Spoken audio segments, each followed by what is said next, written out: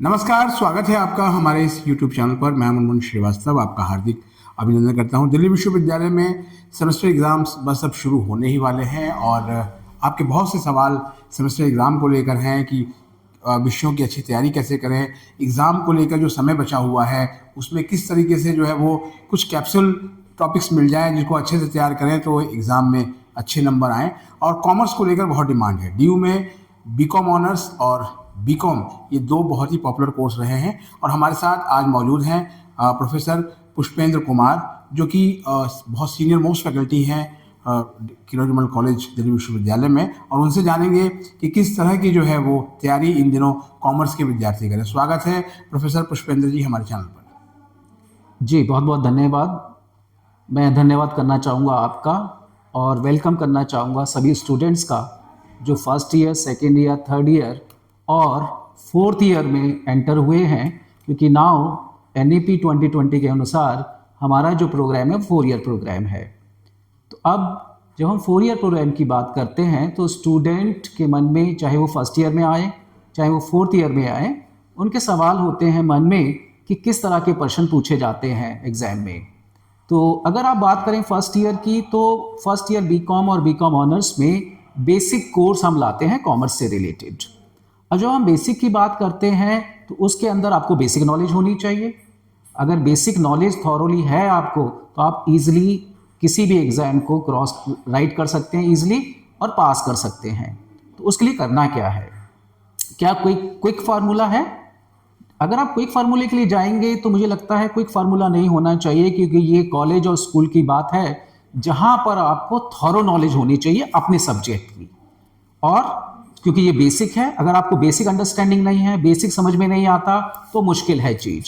तो मैं सबको रिकमेंड करता हूँ, आजकल AI का टाइम है, AI एक टूल हो सकता है, लेकिन बेसिक नॉलेज के लिए आपको जरूर जो प्रोफेसर हैं, टीचर हैं दिल्ली यूनिवर्सिटी में और अदर यूनिवर्सिटीज़ में, उन्होंने बहुत अच्छी अच्छी बेसिक बुक लिखी हैं। मैं आपसे रिक्वेस्ट करूंगा students, before you go and right your exam, please do read this books carefully. आपके हर सब्जेक्ट की आपके लिए लेटेस्ट बुक है NEP 2020 के अनुसार, और ये बुक आपको जरूरी नहीं है परचेज करनी है, ये सारी बुक्स की कॉपी लाइब्रेरी में अवेलेबल हैं। अगर आप कहते हैं कि नहीं हम तो जाएंगे ChatGPT या आर्टिफिशियल इंटेलिजेंस से पढ़ेंगे और एग्जाम हो जाएगा, मार्क्स मिल जाएंगे, एग्जाम तो हो जाएगा, मार्क्स भी आएंगे, बहुत अच्छे नहीं आएंगे उसमें जब तक आपको थॉरो नॉलेज नहीं होगी। क्योंकि ये जो 4 ईयर प्रोग्राम है ये केवल स्किल नहीं डेवलप कर रहा, आपकी पूरी लाइफ की पर्सनैलिटी को डेवलप कर रहा है in terms of knowledge. Not only knowledge, intelligence, not only intelligence, your learning, your capacity, your capability. आप क्या चाहते हैं? केवल नॉलेज? नॉलेज तो सबके पास है, कहीं से भी ले लो, AI से, कहीं से भी ले लो, गूगल से, लेकिन हम चाहते हैं आपका होलिस्टिक डेवलपमेंट, और वो तभी पॉसिबल है जब आप अच्छी तरह थॉरोली बुक्स को स्टडी करें। फॉर एग्जाम्पल जैसे business organisation and management, marketing, accounting. हम क्या चाहते हैं कि बच्चे को जो कॉमर्स करके जा रहा है उसको अपने सब्जेक्ट की थॉरो नॉलेज हो। और मैं इसके लिए प्राउड फील करूंगा कि जब कभी हमारे बच्चे वहाँ जॉब के लिए जाते हैं, जब दिल्ली यूनिवर्सिटी का नाम आता है तो इंटरव्यू लेने वाला अपने आप एक परसेप्शन डेवलप कर लेता है, या उसके माइंड में एक एटीट्यूड है दिल्ली यूनिवर्सिटी के प्रति कि जो स्टूडेंट है दिल्ली यूनिवर्सिटी को, वो स्किल्ड हैं, उनको नॉलेज है, बहुत अच्छी लर्निंग हुई है और उनकी कैपेसिटी, कैपेबिलिटी और यूनिवर्सिटी से बहुत अच्छी हैं। क्योंकि हमारा जो एग्ज़ाम होगा उसमें हम आपसे बेसिक कॉन्सेप्ट थॉरोली पूछेंगे, जो करीब करीब 60% होता है। उसके साथ साथ जो आपने स्टडी किया बेसिक कॉन्सेप्ट के साथ, क्या उसकी एप्लीकेशन भी है? तो 30 to 40% उसका एप्लीकेशन पार्ट रहता है। और एप्लीकेशन पार्ट कब यूज होता है? जब आप क्लास में डिस्कस करते हैं। और मजे की बात यहां पर है कि जो हमारा टोटल पेपर है उसमें इंटरनल असेसमेंट भी है और कंटिन्यूस असेसमेंट भी है। और इंटरनल असेसमेंट के लिए आपको मिड टर्म ब्रेक में पहले या बाद में एग्जाम लिया जाता है, फिर असाइनमेंट लिया जाता है इंटरनल असेसमेंट का। उसके साथ साथ कंटिन्यूस असेसमेंट है कि जब आपने ज्वाइन किया कॉलेज फर्स्ट ईयर में, उसके लास्ट सेमेस्टर यानी कि जो सेमेस्टर एंड होने वाला है फर्स्ट सेमेस्टर, वहां तक कंटिन्यूस आपकी असेसमेंट होगी। और जब कंटिन्यूस असेसमेंट होगी वो किस बेस पर होगी? आपकी क्या लर्निंग रही, आपका इंटेलिजेंस में क्या इंप्रूवमेंट हुआ, सब्जेक्ट थॉरो नॉलेज है कि नहीं। तो मैं रिक्वेस्ट करूंगा आप लोगों से, please read books carefully, go through books, अपनी डेप्थ नॉलेज रखिए, केवल एग्जाम पर्पज से नहीं, आगे इंटरव्यू में, आगे जब आप जॉब में जाएंगे, जब आपको इतनी नॉलेज होगी तो ऑब्वियसली आपका सिलेक्शन पक्का है। लेकिन सर जो अभी समय बचा हुआ है, अभी फिलहाल एग्जाम सर पे हैं फर्स्ट, थर्ड, फिफ्थ और सेवन्थ सेमेस्टर वालों के, जी। तो इनको अगर ध्यान में रख के आपको उनको टिप्स बताने हो एग्जाम रिलेटेड, टिप्स यही है कि आप जो भी पढ़ें उसके नोट्स बना लें, पॉइंट्स बना लें, क्योंकि जब टीचर आपकी बुक्स को इवेल्युएट करता है तो वो देखता है कि आपने A to Z स्टोरी लिख दी क्या, राइट? आपने पॉइंट वाइज नहीं लिखी क्या?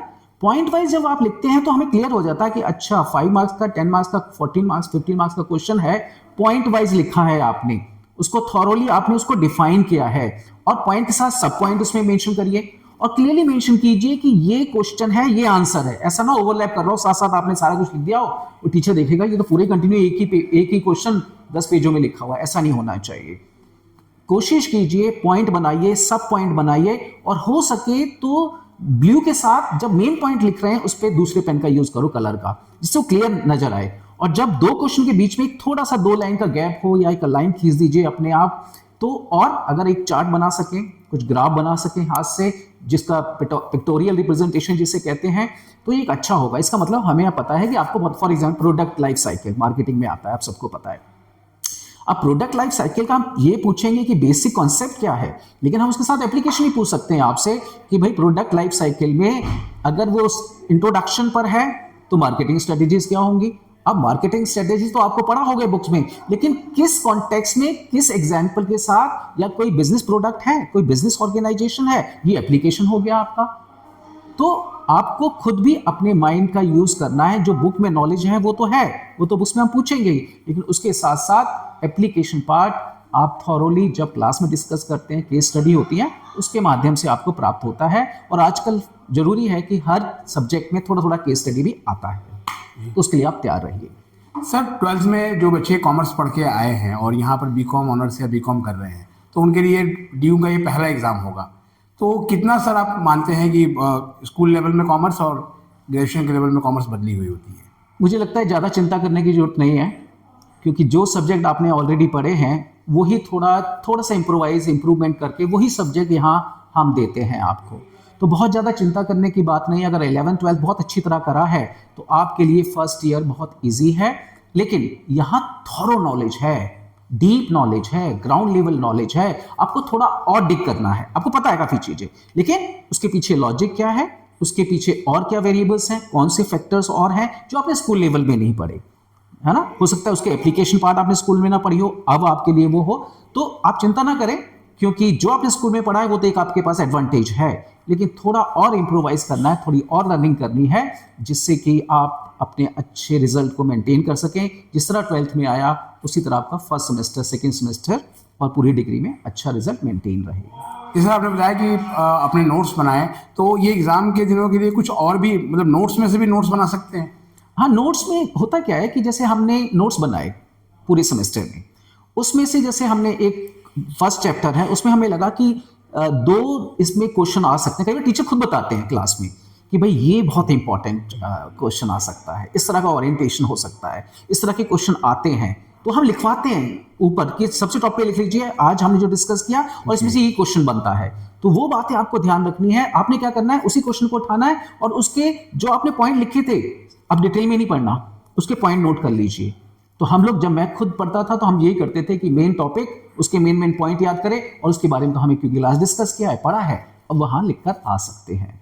तो हम सबसे पहले जब आंसर चेक करेंगे तो हम देखेंगे पॉइंट्स वो हैं करेक्ट नहीं, फिर हम अंदर पढ़ते हैं कि अंदर क्या क्या लिखा हुआ है इसमें। जी, वैसे इसी सवाल पे आ ही रहा था कि जो कॉमर्स के स्टूडेंट्स की कॉपियां जब आप इवेलुएट करते हैं तो क्या क्रक्स देखते हैं आप बेसिकली? उसमें हम थॉरोली उसको रीड करते हैं, चाहे वो न्यूमेरिकल पेपर है और या थ्योरेटिकल पेपर है। हम कॉन्सेप्ट के साथ, जैसे मैंने कहा 60% 50% कॉन्सेप्चुअल नॉलेज होती है, उसके साथ साथ एप्लीकेशन नॉलेज होती है। तो जैसे हम देखते हैं कॉन्सेप्चुअल नॉलेज है, अब क्या उसके पास एप्लीकेशन प्रैक्टिकल नॉलेज उसको आती है? तो जब हम उसको रीड करते हैं हमें आइडिया लग जाता है कि हाँ, ये इस बच्चे को सारी प्रैक्टिकल नॉलेज भी है और इस तरह की एप्लीकेशन नॉलेज भी है और बेसिक नॉलेज तो है ही इसको, लेकिन वो डीप नॉलेज होनी चाहिए, क्योंकि हम देखते ही बता देते हैं कि ये बच्चे ने AI से पढ़ा है, चैट जीपीटी से पढ़ा है या बुक से पढ़ा है। तो प्लीज़ चैट जीपीटी का यूज़ करिए नॉलेज के लिए, पर जब हम कहते हैं थॉरो नॉलेज, तो I request you please do read books.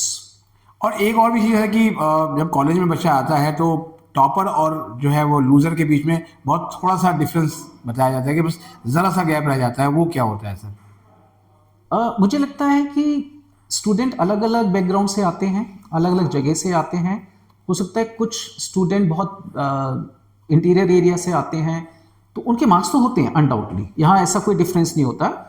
तो होता क्या है कि शायद वो बच्चा इतना खुला हुआ नहीं है यहाँ पर, लेकिन कॉन्सेप्चुअली बहुत अच्छी नॉलेज है उसको, तो यहाँ पर वो धीरे धीरे 6 महीने में खुल जाता है, 3 महीने के बाद वो उसी तरह बन जाता है जिस तरह और स्टूडेंट हैं। तो ये सबसे अच्छा हमारे कॉलेज में, सभी कॉलेज में, दिल्ली यूनिवर्सिटी में, कॉलेज का मतलब ही ये है कि आपकी कोई बैकग्राउंड हो, लेकिन जब आप कॉलेज में 6 महीने रहते हैं तो सब एक जैसे हो जाते हैं, किसी को नहीं पता होता किसकी कौन सी क्या बैकग्राउंड है, because of learning, because of a discussion.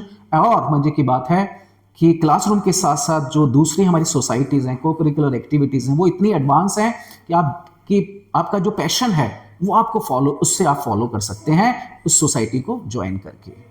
Sir BCom honours में जब से मैथ्स कंपलसरी क्राइटेरिया हटाया गया है, अकाउंट्स वाले भी होते हैं, तो क्या जिनके पास जो नॉन मैथ्स वाले हैं उन्हें कोई दिक्कत आती है एग्जाम में? नहीं, ऐसा कुछ नहीं है, ऐसा कुछ नहीं है, कोई दिक्कत नहीं आती, क्योंकि बहुत ज़्यादा NEP में बहुत ज़्यादा एडवांस नहीं है, जो आम बच्चा जो है वो आराम से उसको कर सकता है, तो ऐसा उसमें कोई प्रॉब्लम नहीं है। अब चलते चलते सर आज का एक लास्ट सवाल वो 7th सेमेस्टर वालों को, क्योंकि बड़ी जो है वो दिक्कत हुई इन लोगों को, क्योंकि 4th ईयर पहली बार इंट्रोड्यूस हुआ, तो जब ये एग्ज़ाम में जा रहे हैं तो ये क्या ध्यान रखें सर? जी, ये तो ऑलरेडी परिपक्व हो गए हैं 3 साल हमारे साथ, और इनको सारे आइडिया होते हैं कि किस तरह इनको बेसिस ऑफ एक्सपीरियंस और प्रैक्टिस किया है कि किस तरह एग्ज़ाम राइट करना है। तो मुझे नहीं लगता इनके लिए कोई चैलेंज है, क्योंकि ये तो 3 साल बिता के आए हैं, एग्ज़ाम किया है, लिखा है इन्होंने बहुत अच्छी तरह से। और मैं इनसे कहूँगा कि अब अपना ओरिएंटेशन रिसर्च ओरिएंटेड होना चाहिए, एकेडमिक और फर्दर आपको उसमें जाना है, प्रोजेक्ट लेने हैं रियल। तो यही 4th ईयर का मेन पर्पज़ है कि एक तरफ जो थियरी थी, जो नॉलेज थी, जो इंटेलिजेंस था, वो डेवलप हो गया, अब उसको प्रैक्टिस रिसर्च में हमने यूज़ करना है। तो शायद 4th ईयर का मेन पर्पज़ वही है, बाकी एग्ज़ाम से डरने की कोई ज़रूरत नहीं है। मुझे लगता है, मैं सबको गुड विशेस देता हूँ कि बहुत अच्छी तरह से वो एग्ज़ाम लिखेंगे, बहुत अच्छे मार्क्स प्राप्त करेंगे, लेकिन एग्ज़ाम लिखना नॉलेज के लिए नहीं, मार्क्स प्राप्त करने के लिए नहीं, एक आपकी पर्सनैलिटी से वो रिफ्लेक्ट हो कि आपको वो नॉलेज है, आप में वो इंटेलिजेंस लेवल है, आप में वो कैपेसिटी है, कैपेबिलिटी है कि जब इंटरव्यू के लिए जाएँ या किसी फील्ड में जाएँ, वो होलिस्टिक डेवलपमेंट रिफ्लेक्ट होना चाहिए आपकी बातों से, आपके बिहेवियर से। तो मुझे लगता है DU, आप DU के नाम से नहीं जाने जाएंगे, एक दिन वो आएगा कि DU, दिल्ली यूनिवर्सिटी, आपका कॉलेज आपके नाम से जाना जाए। जी, बहुत बहुत धन्यवाद प्रोफेसर पुष्पेंद्र, हमें समय देने के लिए और छात्रों को इतने आसान शब्दों में और बहुत ही इंटरेस्टिंग स्टाइल में जो है वो उनको एग्जाम टिप्स देने के लिए। कुछ और सवालों के साथ हम एक बार फिर आपके पास हाजिर होंगे। जी, बहुत बहुत धन्यवाद। Thank you very much.